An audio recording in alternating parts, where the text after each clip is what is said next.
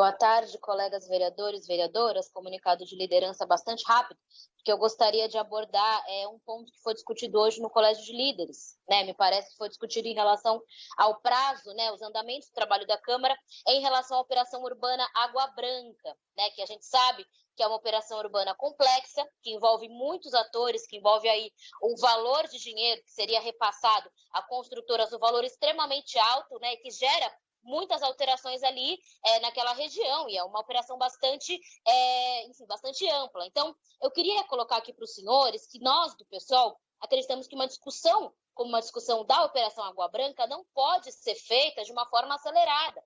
Ela tem que ser feita, enfim, respeitando alguns passos que, ao meu ver, do que eu entendi ali do que foi acordado, me preocupa um pouco, né? Porque, do que eu entendi, teriam 2 horas de discussão no dia de amanhã e uma primeira votação já na semana que vem.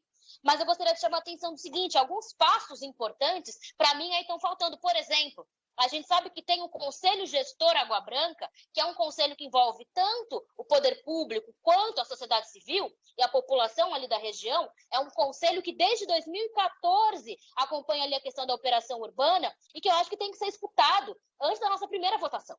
Eu não vi isso no calendário, eu gostaria de chamar a atenção para os senhores disso. Creio que a gente tem que escutar o Conselho Gestor Água Branca, né, conversar antes da gente ter uma primeira votação. Creio nisso. Também acredito, colegas vereadores, que a gente tem que ter uma audiência com a população para falar sobre isso também antes da primeira votação.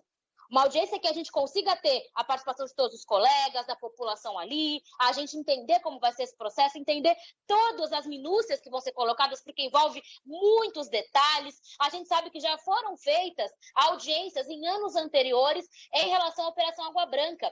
Mas, inclusive nessas audiências de anos anteriores, muita gente, população, enfim, se colocou contrária, colocou contrária ao projeto, fez adendos, fez modificações e não teve nenhuma audiência ainda dessa legislatura.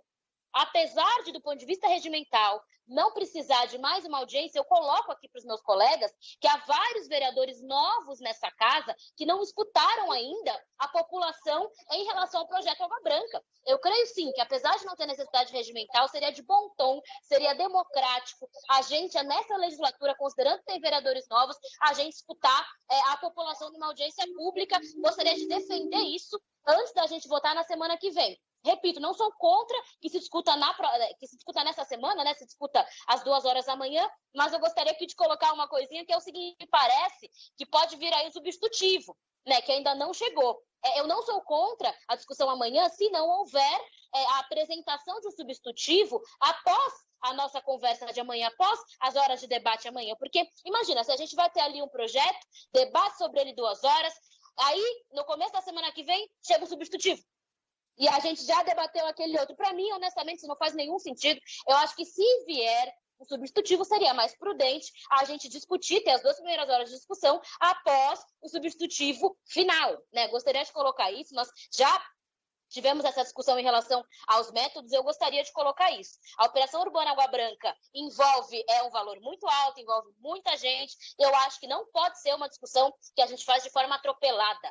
Não pode ser uma discussão que a gente faça sem ter audiência pública, sem conversar com o Conselho Gestor. E eu não estou falando aqui que não se faça, mas que a gente consiga entender que esse é um processo que deve envolver muitos atores, e nós da Câmara Municipal não podemos deixar de incluir, em especial, a população que lá vive, o Conselho Gestor, a população que tem um déficit habitacional altíssimo e que é muito interessada nesse projeto. Obrigada.